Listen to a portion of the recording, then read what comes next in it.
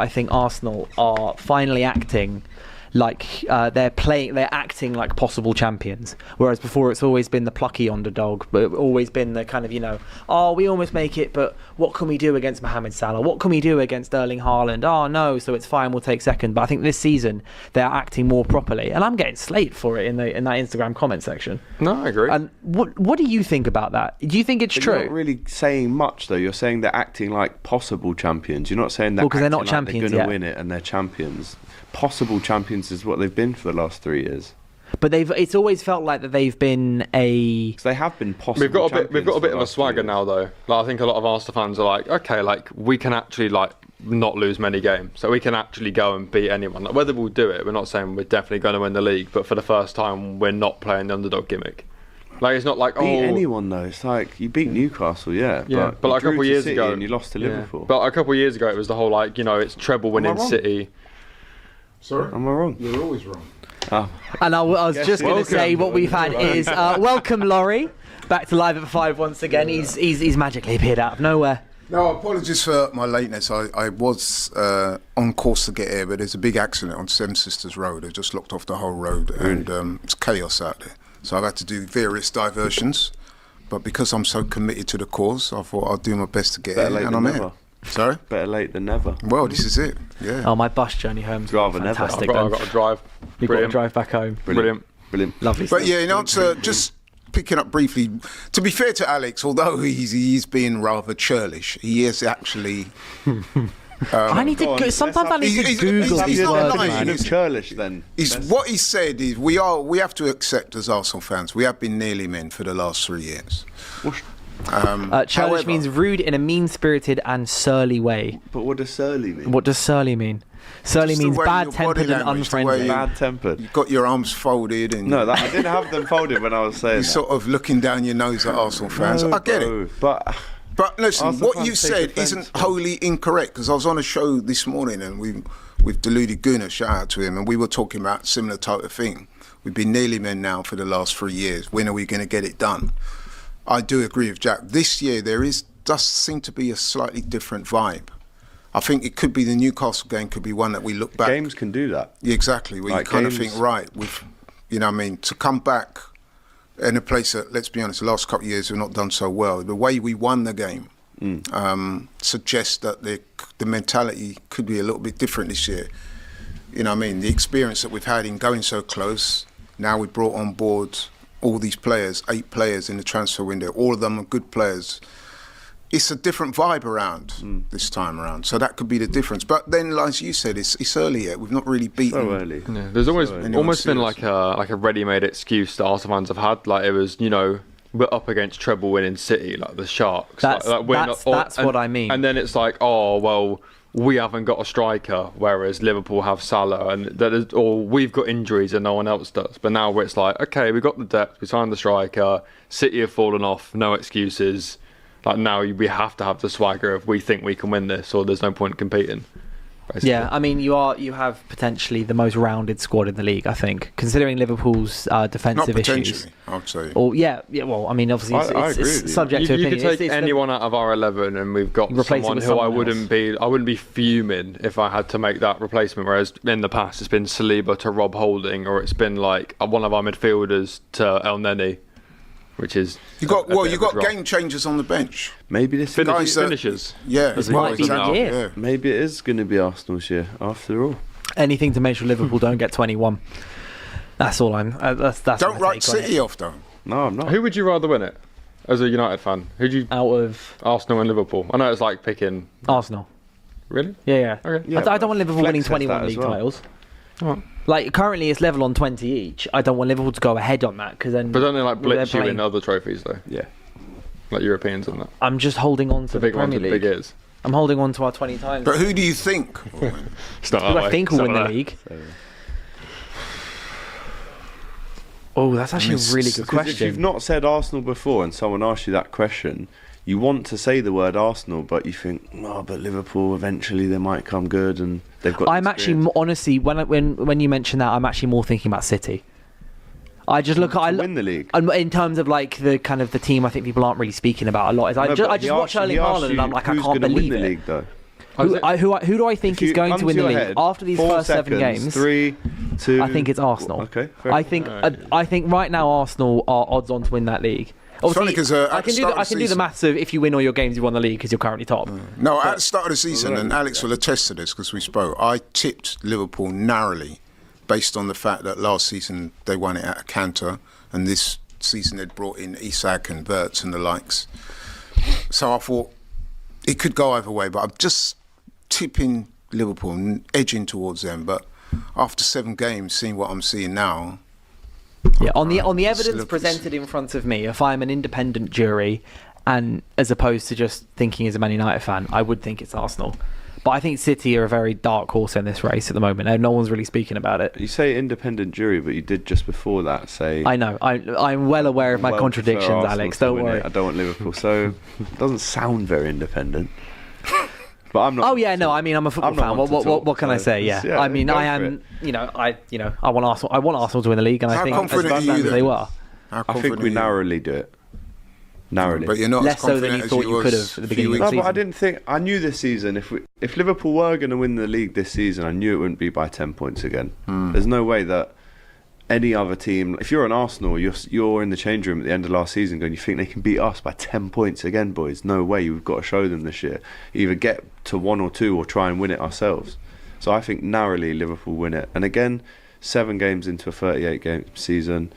If we have this conversation after 30 games and there's 2 points in between it from either side, I'd still narrowly just go Liverpool because of Arsenal's the experience. History Yeah. of falling off after game week 34. Yep. For the most part. Yeah. But the last 3 times, the last time Arsenal finished runners-up 3 times in a row, they did actually get it done. No, on but the 4th then we heard occasion. the thing about, what was it, the Pope and Arsenal were going to I that. So we can all do that. I feel like Arsenal, you're starting to act like possible champions, which is a massive, massive step in the right direction for Mikel Arteta. Oh, 100%. I mean, before the start of the season, I had predicted that Arsenal would finish second because I looked at Liverpool and I thought they won the title last season. Let's face it, at a canter in the end. They spent in excess of, 446 million, something like that, on players, quality players as well. So you're thinking, logically that if they won it last season without spending too much, this season they've, really thrown everything at it. You're thinking they're going to start favourites, and obviously they've got the experience of winning it last year. So I'm thinking Arsenal will probably finish second, but if you win another trophy to supplement that, I'll be fine. Although some Arsenal fans were saying, no, it's got to be the title. But I've got to say I've been overall pleasantly surprised. There have been a few hiccups. I mean, the loss to Liverpool and dropping points against Man City at home, they were the 2 blips. But the way we are right now gives me cause for optimism, definitely. What do you think's been the big change? What is there something that's happened that's kind of caused a bit of a flick in Arsenal to become, as I said, to become more of a team that stood there going, no, we are the best and we are going to go for this, rather than the previous seasons where it's always felt a little bit like, oh, we'll try. Has there been one defining light switch moment, or has it just been kind of the case of the last 2 or 3 years, getting so close and building that resilience to then deciding almost that you're the best in the league at the moment? I think what you said just there has something to do with it, but what I would do, I would point towards a squad. I would say now, and it's interesting because I've just said that Liverpool haven't spent all that money, but if you look at the 2 squads, Arsenal and Liverpool, you would say, well, I would certainly opine that Arsenal have the strongest squad in the Premier League at the moment. And I do think that squad has made a big difference, because if the first 11 is not able to get the job done, invariably Arsenal have been able to call on the players on the bench, bring them on and change the game. And we've seen that a few times already this season. And we just look solid. We really had a magnificent defence that's held up. We've lost a couple of players in the midfield, namely Thomas Partey and Jorginho, but we brought in Zubimendi and people like that, Norgard, although Norgard's not featured too much.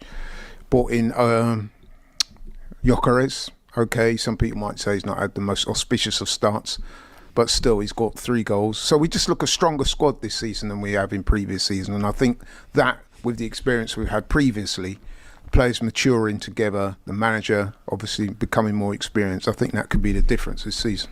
I got to say, I think one of the things about Arsenal this season, as you mentioned, like you've got a great squad. You've got like you've got a very well-rounded squad. You've got a squad that doesn't have too many holes in it.